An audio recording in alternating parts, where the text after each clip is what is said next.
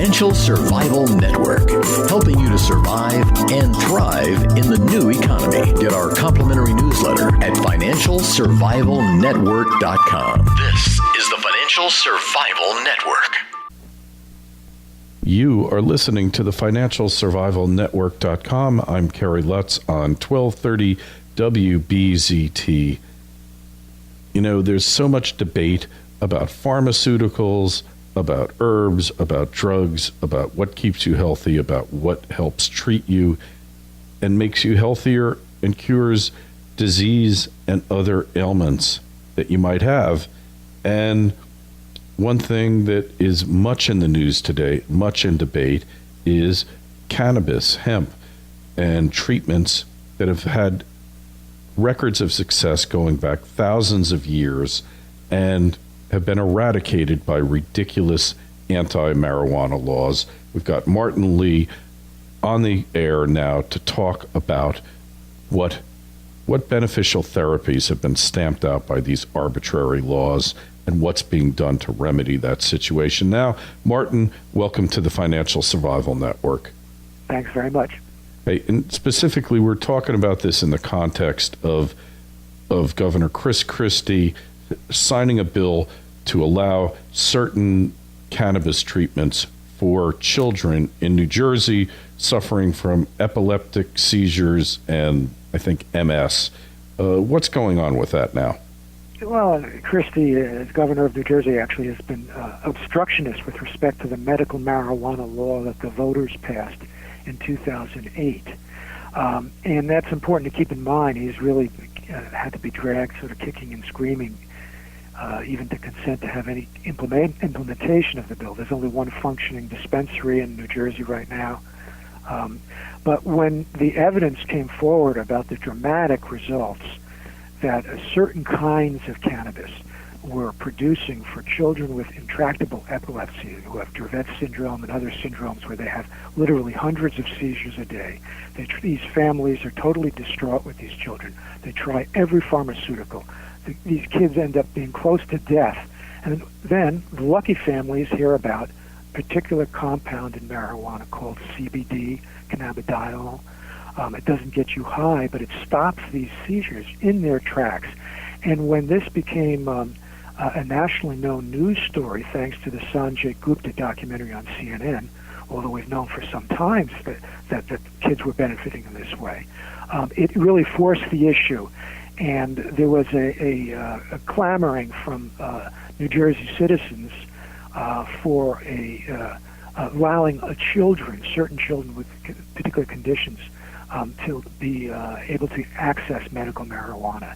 And Christie basically begrudgingly signed this bill. He had to because the evidence is so powerful, so dramatic. We're actually on our website, we have a 5-minute film showing these children before and after.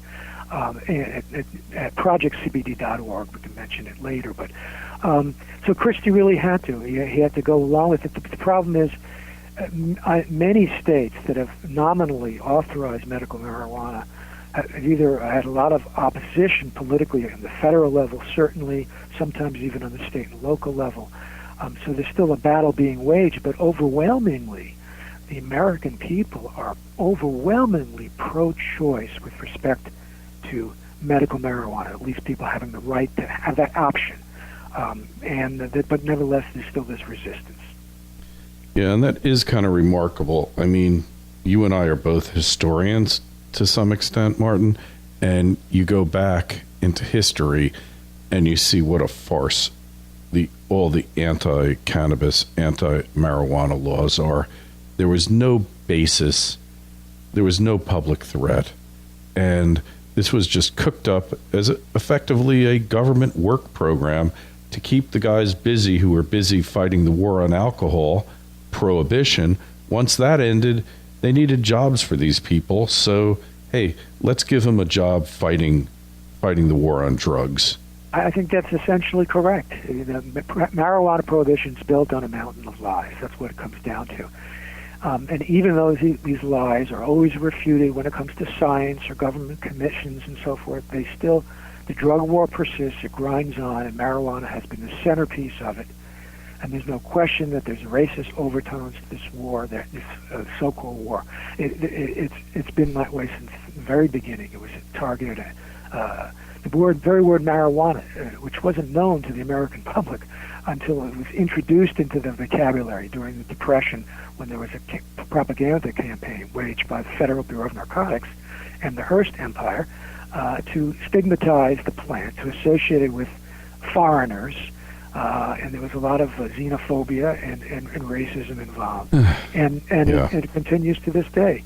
And it's the tragedy is that there's so much collateral damage from this war, this phony drug war, and yet it continues on and on. And, even recently seeing raids in Washington State where they've legalized cannabis for adult use. We're seeing raids in recent weeks of medical marijuana dispensaries in Seattle. I mean, it is so absurd. What a waste of money. And but the public is really opposed to this kind of thing. It's remarkable the consensus on the political spectrum, on the left, on the right, among libertarians, among liberals, Republicans, independents, Democrats, the majorities in all these constituencies that say are pro-choice with respect to medical marijuana. It's a very unusual coalition and unusual politics. You see liberals all of a sudden standing up for states' rights in California, these other in New Jersey and You're elsewhere. right. And on the other hand, you see libertarians saying, "Hey, government, we want taxation and regulation." Very unusual for libertarians. In so fact, I think it really is the funny stuff. That's work. I've got a story right here in front of me, Martin. Denver is seeking a 3.5% tax on sales of marijuana, and the state, it's going to be on a referendum measure in November. The state also has got a referendum up this November. They're looking for a 25% sales and excise tax statewide on marijuana. So obviously, all of a sudden, Martin, marijuana is looking like very good business for the state. And you're also seeing narco-tourism going to Washington State and to Colorado. So other states are starting to say, why should they get all the money? Start the relaxation, if not the out-and-out repeal of the marijuana prohibition, the cannabis prohibition, as I prefer. It really does seem like it. There is a cultural shift. The cultural consensus has really changed or evolved with respect to marijuana. But you can't be too sure what goes on in the future, And again, there's this incredible bureaucratic apparatus, this multi-billion-dollar apparatus that's standing in the way of changing policy. The politics always comes after the changes in politics always comes after changes in the culture. And on the cultural level, the change is very clear. It's just that well, I'd like to go back to the medical applications, because when it comes to migraine headaches, which mainly women are sufferers of, there are some men that do suffer, but 90-some-odd% of migraine sufferers are women. There is no better treatment for migraine headache sufferers than a tincture of cannabis, which is some type of distillation using alcohol to basically you soak it in there. I don't know, read something about it. Father of modern medicine, you mentioned his name before. Sir William Osler. Yeah, he was vehement in his opposition to the anti-cannabis laws because he said that this was going to dramatically injure millions of migraine sufferers and that there was no substitute treatment for migraine sufferers. And yet, what do? They go ahead and they implement the prohibition. And to this day, there is no suitable substitute treatment for migraine headaches. Is there? Well, it can be very effective in cases where nothing else is, but not just for migraines, or not just for intractable epilepsy for these, these children who have this tragic illness, but for many different conditions. And part of the problem, I think, for a long time, people would hear about all these claims that medical marijuana is good for nausea, and it's good for this, and it's good for that, and so many different things, glaucoma for the eyes, and it almost begins to sound like snake oil. inadvertently. Not that the meaning of those who are advocating it mean it to be that way, but I can see how people could take it. But it turns out that the science that has been going on is studying what happens in the human brain, in the nervous system, and other systems in the body when a person takes marijuana, whether it's through a tincture or inhaling it through the lungs, or applying it on the skin as an ointment. There are many different ways to administer cannabis. But it turns out that the science powerfully validates the testimony, the experiences of many medical marijuana users. And what basically it hinges around a discovery that it happened over a series of years, but in late 1980s, there was a receptor in the human brain that was discovered that responded pharmacologically to cannabis, to compounds in cannabis. And that set off a whole chain of discoveries over many years, and still happening right now. They're just phenomenal, and it's really reshaping scientists' understanding of medical, how medicine works, how healing works, etc. Because it turns out that the system of receptors that are triggered by cannabis, it's sort of like the master regulatory apparatus in the body. It regulates all the other systems, the skeletal system, the muscular system, et cetera, et cetera. Every one of them are regulated by these receptors that respond to cannabis. And that at least begins to explain why so many different conditions are reported to be helped by cannabis. In the U.S. dispensatory in the 19th century, when it was legally part of the medicine chest, over 100 conditions were listed as being helped by cannabis. You roll back the clock 2,000 years earlier, 3,000 years earlier, to the first pharmacopoeia in China, the first human pharmacopoeia. And it listed cannabis as a remedy for like 100 different conditions. So, there is as you pointed out, it's long been known historically and used historically as a medicine. It's only because of Prohibition that we kind of lost memory of that, but now we've rediscovered it, and it has tremendous implications for health, for society, for the economy, on many different levels. It could be very, very helpful if this plant were sort of liberated from the shackle of Prohibition, or at least if humans were liberated from the shackles of Prohibition, because ultimately, it's hurting us more than the plant. The plant is flourishing. Yep, all great points, Martin, and we're going to talk more about it up next on the Financial Survival Network. I'm Kerry Lutz with Martin Lee on 1230 WBZT. So you know that I start out most of my days at a certain coffee shop that will go nameless, and now I take my coffee in a thermos. You need to try this amazing new roaster out of LA, Tonks Coffee.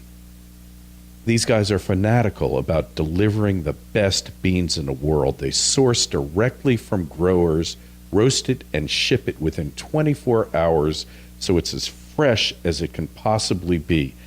Every 2 weeks, you get a new batch of incredible beans roasted to perfection.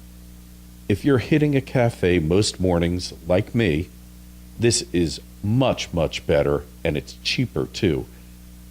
It's the best way to get great coffee. Tonks is by subscription only, and they'll give you a free sample just for listening to the Financial Survival Network. Go to tonks.org/liberty and get some for yourself, or send it to somebody you know who appreciates finer coffee. Tonks.org/liberty. And send me an email. Let me know how you like it. I promise it's the best coffee you've ever tasted.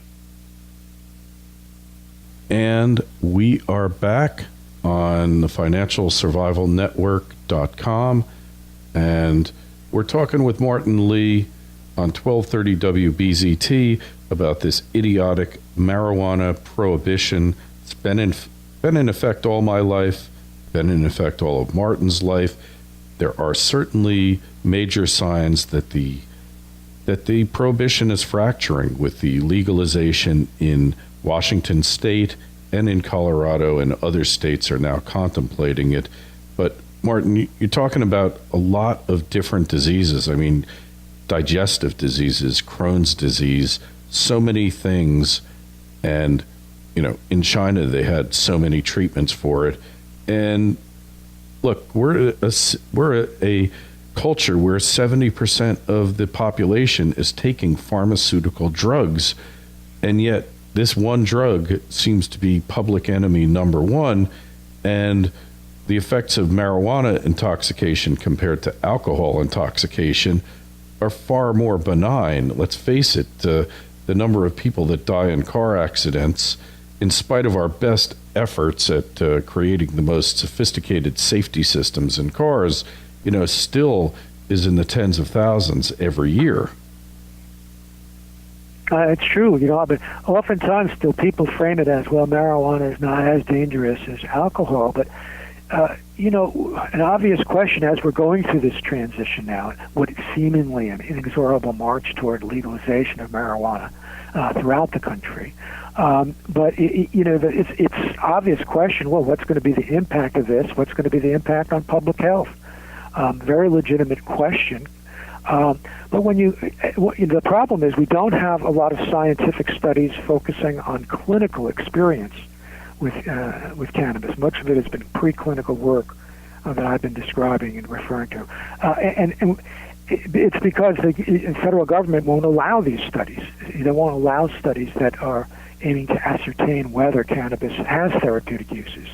But it's very clear from the accumulating evidence preclinically and from clinical research in other countries that it does. Just to point out, when you look at the demographic surveys that have been done, well, it haven't been, these clinical trials haven't happened in the United States because the federal government has basically prohibited that kind of research. Still, there have been sociological surveys, demographic studies, so looking at a group of marijuana smokers and non-marijuana smokers and comparing their health outcomes, and trying to correlate it to similar economic status in society, et cetera. So the groups, you're not comparing different kinds of sociological sectors. And the evidence shows clearly among marijuana smokers, there's less incidence of Alzheimer's, less incidence of diabetes and metabolic syndrome, less use of pharmaceutical painkillers, opiates, and so forth. And you can run down these health, down the line, and it's quite striking that it would seem, if you're just looking at this factor alone, that marijuana is actually having a positive impact on health, which is not to say it can't be abused. Of course, it can be. Anything can be. But I think there's still a lot of misinformation and fear-mongering around cannabis in terms of how it can harm people's brains. It's particularly harmful for children. And yet here are these miraculous cases where kids with epilepsy their seizures stop. It doesn't seem to be harming them. It didn't seem to lower Barack Obama's IQ. He was a heavy smoker as a teenager. Whether you we could debate that one. We could debate that one, but I know what you're saying. Sure. I listen. I don't like his policies in many different aspects, not just around marijuana. But you're not going to deny that the guy is intelligent in his own way. Uh-huh. It doesn't seem that marijuana smoking injured his brain in a way that he couldn't function well later in life. Maybe the cocaine use did that, but yeah, okay. So all these myths continue, and they need to be debunked. And marijuana is a very safe substance overall. It was described by former DEA chief administrative law judge Francis Newman described it as one of the safest, most effective therapeutic compounds known to man. So, and that's right on the money. And it's remarkable how the propaganda just keeps coming and coming, and to me that's ridiculous. An abusive practice, and it's an abuse of our tax dollars. It's lies. And you're director of Project CBD. Just tell us a little bit about that. In a nutshell, Project CBD is an educational service that focuses on cannabis science and therapeutics and tracks it. The scientific world is a little obscure. The jargon is dense, that scientists talk their own language. We in Project CBD read the papers, go to the conferences, and as journalists, translate what the scientists are doing so it's understandable. On the Project CBD website, on the homepage is 50 disease conditions listed. You can click onto them, and you'll bring up a whole bunch of different science articles on that condition, showing how this particular compound in cannabis called CBD or cannabidiol, which is not psychoactive, doesn't get you stoned, and actually can counter the psychoactivity of THC. We look at, in particular, the benefits of CBD. This is what helped these kids with epilepsy, strains that were high in this particular compound. And what's important about it in a nutshell, because it doesn't get you high, and depending on the ratio of CBD to THC, the high causer, it can actually, the strains could be, it could be pot that doesn't get you high at all, yet has a lot of medical benefits, so that people who don't enjoy marijuana, and many people don't, they can now benefit from it, its medicinal properties. A lot of people get anxious from marijuana, or it just doesn't agree paranoid with them. or whatever. Yeah, and some people really enjoy it. It bifurcates. But it's not harmful to the brain. If it's not good for you, it lets you know. If it doesn't want you to go, it says, and even seasoned marijuana smokers have had a little too much THC now and then. They know going there is really not so much fun. It's not about that the most THC is what everybody wants. That's a myth again that's propagated by the drug war establishment. People want something that feels right. And what feels right for people oftentimes is medicinal value. And it's not necessarily the one with the highest amount of this or that. It's just the right mix in these many different strains, et cetera, et cetera. So it's a very fruitful and exciting area that I think you're going to see the medical marijuana industry, the business sector, grow dramatically as more states legalize. And I think, ironically, what's going to propel the growth won't be, the stoners coming on board. If you want to smoke marijuana, you probably are doing it already. I don't think that, the flouting of the law is ubiquitous. I mean, who's going to say, gee, I'd love to smoke, but I just don't. All right, if you've got a criminal record, if you're on probation or something like, or parole, you got to be very careful in your drug testing, et cetera. You can't do that. But for the most part, people who want to do it are doing it already. The folks who aren't using marijuana are those that don't like it. But now that the CBD-rich marijuana varieties are available as tinctures, as sprays, as smokable, as ointments, etc. That's the stuff that doesn't get you high but helps a lot of people. These are the new ones who are going to come on board and expand this industry dramatically. I know there's a lot of businesses excited about CBD, looking to make different products. I know there's a lot of interest on the East Coast as well as the West Coast. Obviously, in California and other states have pioneered it, and it's more developed there. But there's no question that this is going to be a tremendous impetus as an area of business. I think it might be too much to say the .coms and the next .com, but still, because again, it's not like there's not already a tremendous financial aspect to the marijuana story going on already. It's already said to be a $35 billion cash crop. The irony. So it's not like there's nothing happened yet, and it's just waiting to legalize, to unshackle it. Really, what legalization gives the federal government and other governments an opportunity to share in the spoils. That's really what it does. The irony is that the retail price will go down and the government will get its cut, because the reason it's so expensive now is that on an economic basis, it's the risk reward, because you're getting paid to take on the risk of incarceration. Once the risk of incarceration is gone, the price will go down dramatically, but the taxation aspect of it will increase dramatically as tax-hungry governments look for their piece of the pie. Then you will have a big black market, as you do now, but the black market will exist to avoid legal taxation. But not getting into the economics, I was a little skeptical of medical marijuana until I saw Sloan Kettering Hospital in New York making medical marijuana available to chemotherapy patients, because it helped alleviate nausea and increase the appetite of these patients. And then when I saw my friend smoking marijuana to basically get rid of migraine headaches, and that no other treatment was effective, and she had tried every treatment available, including Botox of muscles around her skull, then I became a true believer that there's a story here that has been suppressed, that the federal government has covered up for generations. And then I became incensed and outraged that they're basically allowing people to suffer because of an agenda to keep a law enforcement incarceration machine fed.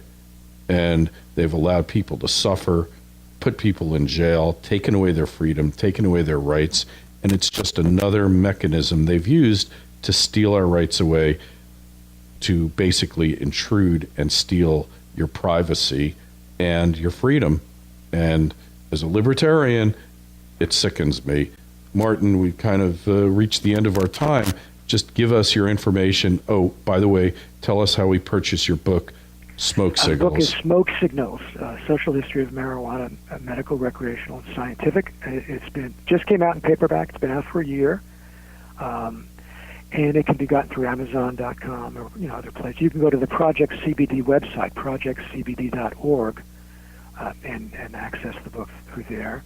But I would encourage everybody at least to visit the website and just check out some of the information there. I think it'll be a very useful resource, and anyone who knows anyone, a family member, friend, whatever, who's grappling with a serious illness, I think would benefit from the information. Martin, it's been a pleasure. Keep up the fight, because I do believe the tide has turned. Look, the last 3 presidents in the White House, they might not have inhaled, but they all smoked. I think they all inhaled, too. Anyway, thank you very much. I'll take them at their word. So, hey, go to financialsurvivalnetwork.com. There'll be links to Martin's site, to projectcbd.org. And Martin, we thank you for coming on the Financial Survival Network. Thank you very much. Hi, it's Kerry Lutz. I recently decided to move my retirement account into physical precious metals to hedge against the coming times. If you want to move an existing retirement account into physical precious metals that you can hold in your hand, tax-free, there's no company that can do it more quickly and efficiently than Regal Assets. It took them just 24 hours to open my new IRA account, and all I had to do was fill out one simple form. The best part is that Regal Assets does all the work for you. They cover the setup and administrative costs for 2013. If you're interested in making the same move I did, call 855-678-6620, 855-678-6620. That's 855-678-6620, or visit them at regalassets.com. You'll be glad you did, and tell them Kerry sent you. The Financial Survival Network, helping you to survive and thrive in the new economy. Get our complimentary newsletter at financialsurvivalnetwork.com. This is the Financial Survival Network.